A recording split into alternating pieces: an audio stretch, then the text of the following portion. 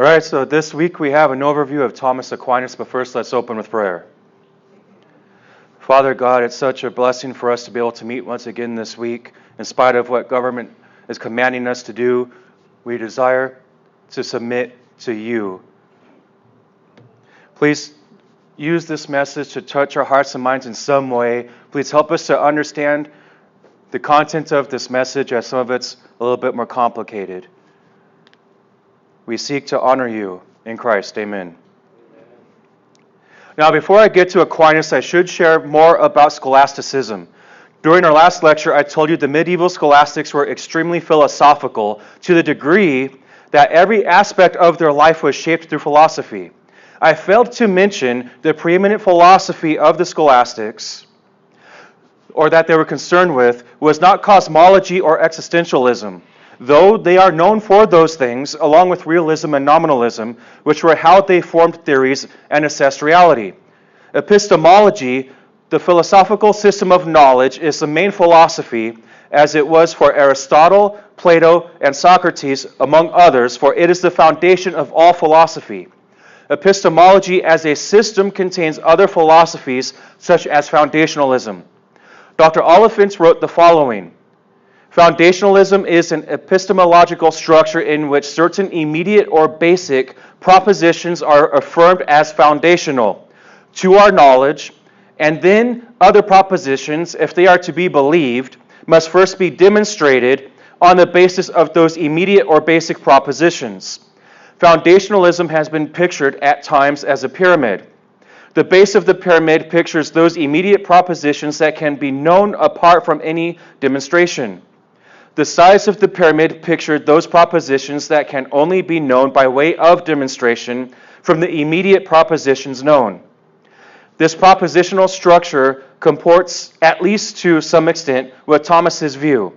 According to Thomas, and he's speaking of Aquinas, demonstration, by which he means syllogistic reasoning, must proceed from principles that are immediate, either straightway or through the middles. It is necessary, therefore, for our reasoning process that the beliefs gained thereby rest on beliefs or knowledge that are not inferred. In this, Thomas is classifying our beliefs as either inferred or immediate. You should then recognize we all use this method, whether intentionally or unintentionally. Protestants also have scholastics. Calvin, Theodore Beza, they were scholastics. And there were great Puritan scholastics such as Jonathan Edwards, Samuel Rutherford, and other Reformed men such as Bavinck and Voss. Also men who are or were philosophical in our more modern era, such as R.C. Sproul, R.J. Rushdoony, Cornelius Van Til, and Greg Bahnsen. The hermeneutics of the Reformed scholastics involve exegesis. Dr. R. Scott Clark wrote the following to answer a question on the Puritan board. The older view of scholasticism is that it was an unhealthy movement in the medieval church in which Christianity was corrupted by pagan, mostly Aristotelian, philosophy, which was rejected by the Reformers but which returned under Calvin's successors, the Reformed scholastics. This is the view advocated by Charles Augustus Briggs in the late 19th and early 20th centuries. Briggs, of course, was a liberal on Scripture and the subject of a heresy trial in the Presbyterian Church, who wanted to set the Reformers, whom he claimed to represent, against the Orthodox scholastics. The latter, it is argued, were rationalists and corrupted particularly by Aristotle. Modern scholarship since 1978 has largely rejected this caricature. To begin with, scholastic means academic. Scholastic theology is academic theology. For those who think of Christianity as a mystical or existential encounter with Christ, then academic theology or scholastic theology is an oxymoron. If, however, one starts with Scripture and seeks to understand its truth, both historically and in the history of redemption, and systematically or topically, as the Church has always done, then it is almost impossible to avoid scholastic theology unless we are going to forbid Christian scholars from studying, teaching, and defending the faith. The 16th and 17th century Reformed scholastics were typically both pastors and scholars who made use of the academic tools at their disposal to study, teach, and to defend the faith against various increasingly sophisticated challenges in the late 16th century and through the 17th century. They did so intentionally and intelligently. Dr. Scott Clark does make valid points, but this statement ignores the fact that the medieval scholastics were in fact hardcore mystics, and not simply because that was part of Roman Catholicism. Some of the philosophical practices led to mysticism, and they didn't engage in biblical exegesis. They used philosophy as a hermeneutic, though they did take into account what the early church fathers wrote. Their methodology is great for the sciences, but not for scriptural interpretation. While the philosophical influences on Protestants generally doesn't have the negative theological effects, it did and continues to do so on Roman Catholics. It also has led to some Protestants having a questionable acceptance of men such as Thomas Aquinas. Thomas Aquinas is widely considered by far the most significant and greatest of the scholastics, the greatest theologian of the medieval era, and arguably one of the greatest pre-Reformation theologians, in spite of the fact that his work is very controversial among Protestants. After all, he was a Roman Catholic. You can go online and see debates among Reformed theologians in regards to translating and interpreting the writing of Aquinas, such as Dr. K. Scott Oliphant and Dr. Richard Mueller. Unfortunately, we do not have the time. We are not going to be able to bring clarification to any of these issues. We will not even begin to scratch the proverbial surface, as Aquinas composed more than 6 works, and many being multi-volume tomes. I wanted to focus on 1 or 2 of the significant doctrines he held to, but we simply lack the time to go through his view of the Eucharist and the doctrine of the bodily assumption of Mary, for example. And there are doctrines which I am going to teach when we get to Calvin and Luther. I'm going to attempt to explain what influenced Thomas Aquinas and tell you about some of what he wrote. Aquinas is not Thomas's surname. Thomas Aquinas means Thomas of Aquino. Thomas was born in Italy and was a monk in what was at the time a newer order of monks called the Dominicans. No, they were not from the Dominican Republic. They were named after a priest named Dominic. Thomas attended the universities of Naples, Paris, and Cologne. Aquinas began to teach theology in 1252 in Paris, and beginning in 1261, he was part of a group of professors who traveled around Italy to teach. In addition to being credited as quite an extraordinary mind, he also recognized for his personal holiness. He had many great works, but he did not get to finish his systematic theology, in part because he quit writing altogether. There's no real known cause for why he quit writing theological treatises. Legend has it that he did give one explanation, but it is so vague that nobody can agree on what this means. He said, "Everything he had written seems like a piece of straw." It is said that the theological aspirations of Thomas Aquinas was an attempt to reconcile Aristotelian philosophy with Roman Catholic dogma. He did this to such a great degree that it is said that Aquinas had a versatile blend of philosophy and Roman Catholicism. He thought that he could use the human mind to discover what was true about everything, including God. He considered Aristotelian philosophy the greatest achievement of human reason, and he considered that divine revelation was not a reason to discard philosophy, but rather perfected by revealing more truths to man, such as the Trinity. Nick Needham states it this way: "For Thomas Aquinas, Aristotle's philosophy laid the foundation for a rational knowledge of the universe, and divine revelation then built upon the temple of Christian truth on that foundation." Aquinas wrote numerous commentaries about Scripture and writings of other theologians. Dr. Oliphant wrote, "These commentaries have suffered some historical neglect, but are becoming increasingly relevant in showing the relationship between Thomas's understanding of Scripture and his more speculative theology. His understanding of Scripture was, in significant ways, overshadowed by his speculative thinking." Aquinas' method was heavily influenced not only by Aristotelianism and Neoplatonism, but also by the practice of disputations, which are in fact also philosophical, and was the trademark of scholasticism and was the method they used in the universities, if you remember our last lecture. He used speculative thinking as a hermeneutic. Yet he was also influenced by Augustine. In his commentary on Lombard's systematic theology, Aquinas quoted Aristotle roughly 2,000 times, but he also quoted St. Augustine about 1,500 times. According to Jean-Pierre Torel, Thomas was also influenced by multiple philosophies from Stoicism to Neoplatonism, but Aristotle is the predominant authority along with his Arabian and Jewish commentators. From a theological point of view, the predominant influence is that of the Bible and the fathers of the church.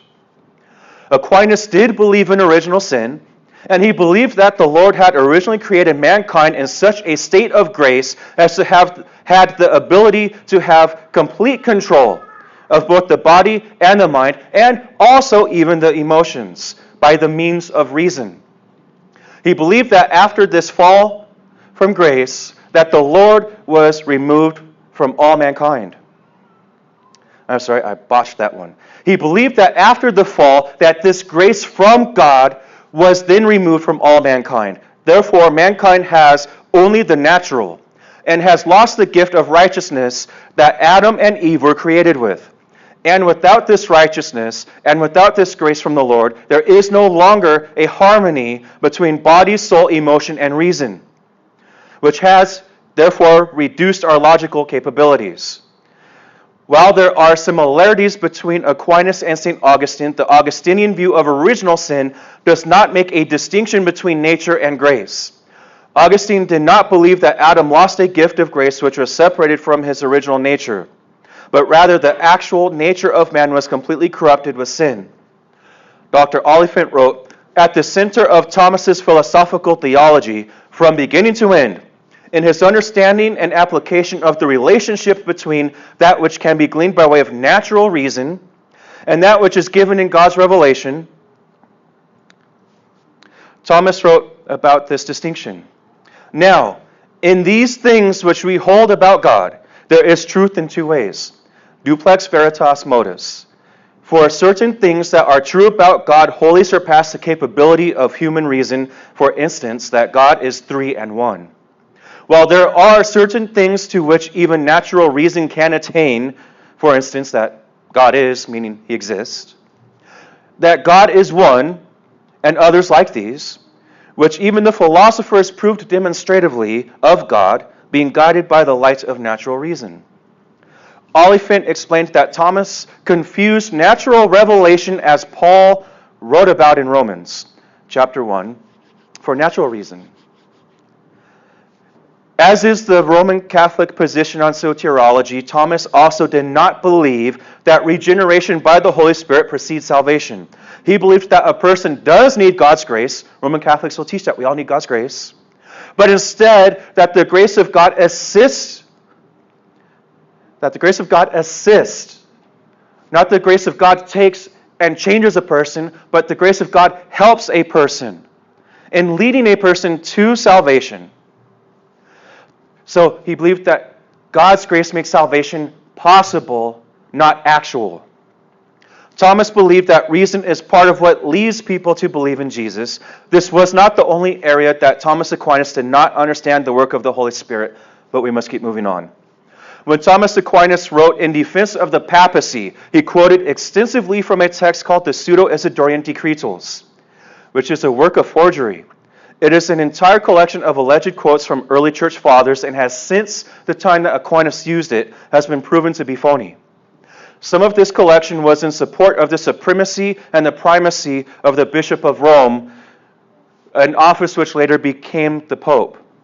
There was a study done which revealed that roughly 97% of the quotes that Thomas Aquinas used to support the office of the papacy, as the Church of Rome recognized it, were fraudulent. His most significant collection, Summa Theologica, a work which contains 38 treatises and addressed 612 theological questions. In many ways, this work was a foundational document for Roman Catholic dogma as we know it today, though there have been developments during the centuries since this was written.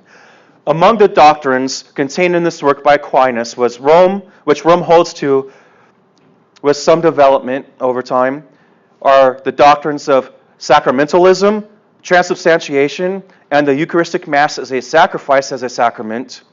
Also, their Marian dogma, the treasury of merits, purgatory, the categories of mortal and venial sins, church authority, and the papacy. Among the material which is well respected by Protestants is his work on the cosmological argument. Even James White, as a presuppositional apologist, appreciates this work by Aquinas. Thomas Aquinas also adopted the Aristotelian view of women, which, as James White says, has women as a lower class of being, and that they are misbegotten men. Thomas taught that while women were created imago Dei, in the image of God, they were a lesser form of perfection than men, and that women were weaker mentally, physically, and spiritually, and therefore they must be in subjection to men. He also believed sexual activity was only meant for procreation, not for pleasure. Thomas also believed that before the fall, Adam and Eve could choose the gender of their children. We're trying to do that today, aren't we? But they did not have children before the fall, so where does he get this idea? Thomas also believed if a couple had sex without the intent of procreating, that they were sinning, which remains the official position of the Roman Catholic Church. Possibly his second most significant work is Summa Contra Gentiles, with the subtitle translated to English as The Book on Truth of the Catholic Faith Against Errors of the Unbelievers, which is a 4-volume apologetic. One author described this work as a theological synthesis that explains and defends the existence and nature of God without invoking the authority of the Bible. Well, there's a problem. Keep in mind, Thomas used natural revelation, which he terms natural reason, to give evidence to the existence and the nature of God, including monotheism. And he also addressed providence, good and evil, the sacraments, and the resurrection. While he did use scriptures, he did not use the scriptures authoritatively. He used philosophy authoritatively. And next week we begin with the pre-reformers, and that wraps up this week. Let's pray. Father God, as we take our time to go through church history, we can, hopefully your Spirit will cause us to recognize your faithfulness. As you preserved your word throughout all history, while so many people attempted to destroy it and corrupt it and change its message, help us to recognize your faithfulness as you preserved a remnant for yourself. You kept your truth preserved, and you kept your light shining. Help us to not be bitter towards the people who still hold to these errant views today, but to see them as a mission field whom you have called us to reach out to with the truth of your scriptures and the power of your Holy Spirit. Please, Lord, cause us to be in a state of mind and worship, a state of mind of worship and praise and thanksgiving this morning as we prepare for our worship service. In Christ, amen.